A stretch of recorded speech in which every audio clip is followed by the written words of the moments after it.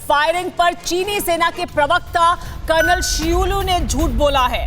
लद्दाख के पास भारत ने एलएसी को पार किया, ये कहना है पीएलए का। और ये पीएलए के प्रवक्ता की तरफ से बयान दिया कि लद्दाख के पास भारत ने एलएसी को पार किया, ये चीन की तरफ से कहा जा रहा है। शेनपाओ पहाड़ी पर भारत ने कब्जा किया, ये कहा है पीएलए ने।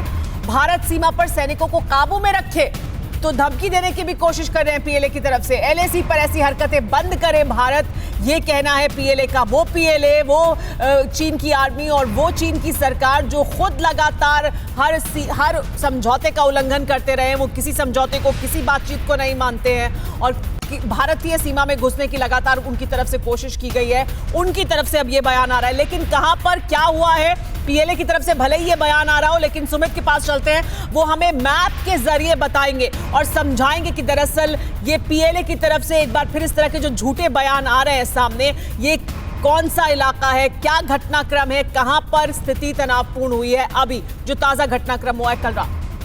तो मेरा सबसे पहले तो ये जानने की हमें ज़रूरत है कि आखिरकार ये हुआ क्यों। 45 साल के बाद की जब हम बात कर रहे हैं, दरअसल जो डिप्लॉयमेंट की जो प्रोटोकॉल्स हैं वो बदले हैं। और ये सारे प्रोटोकॉल्स कैसे बदले गए कि जो स्थिति चीन ने अप्रैल में बदली थी, उसी के बाद लगातार बातचीत के दौर फेल हुए और अब यथास्थिति ये आ गई है कि दोनों तरफ से वार्निंग फायर किया जा रहा है। और ये इसलिए क्योंकि 7 तारीख को यानी कल चीन की सेना पेट्रोल करते करते भारतीय पोस्ट के बहुत ज्यादा करीब आ गई। मैं आपको बताऊं कि ये हाइट 15,000 16,000 फीट की ऊंचाई पर होती है। यहां पर पेट्रोलिंग या फिर वहां पर जो पोस्ट बनाना बहुत मुश्किल होता है।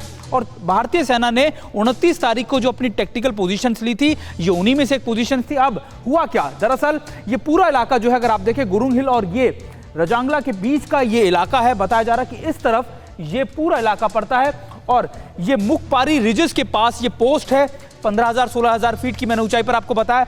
चीनी सेना पेट्रोल करते करते बहुत ज्यादा करीब आ गई और ये तब हो रहा है, सुमेरा, जब आप मान के चलिए, जब ब्रिगेडियर लेवल की बातचीत हो रही है, जो लगातार रक्षा मंत्री से खुद उनके काउंटरपार्ट यानी चीन के रक्षा मंत्री मिले, उन्होंने बातचीत की, उसके बावजूद भी चीन की सेना कितना पास आ गई, उसने कैसे प्रोटोकॉल तोड़ा, ये फिर 7 तारीख को तय हो गया। और चीन की तरफ से ये सबसे पहले स्टेटमेंट आया कि ऐसा हुआ है।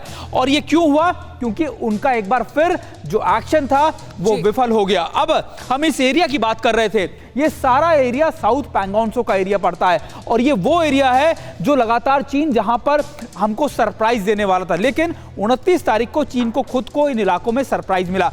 कोई भी सेना, चाहे वो भारत की हो चाहे वो चीन की हो, जो भी इन पोजीशंस पर अपनी पोजीशनिंग को मजबूत करेगा, वो इन इलाकों को बहुत आसानी से डोमिनेट कर सकता है। और ये इलाका चुशूल का इलाका है, जहां अगर चीन आ जाता है, मान के चलिए अगर इन पोजीशंस पे, इन सारी पोजीशंस पे अगर चीन आ जाता है, हेलमेट टॉप, ब्लैक टॉप और गुरुंग, ये सारे पोजीशन पे अगर चीन आ जाएगा तो वो हमारे चुशूल इलाका या फिर आप कह सकते हैं कि पैंगोंगसो के साउथ का इलाके को बड़े आसानी से हमसे काट सकता है। यही वजह है कि चीन बौखलाया हुआ है और चीन की तरफ से लगातार कहा जा रहा है कि हम इन पोजीशंस को छोड़े। और जब भारत वो नहीं कर रहा तो अब ये अग्रेसिव पोस्चरिंग चीन की तरफ से लगातार की जा रही है। न्यूज़ टॉप 9 रोज सुबह 7 बजे और शाम 7 बजे सिर्फ TV9 भारतवर्ष पर।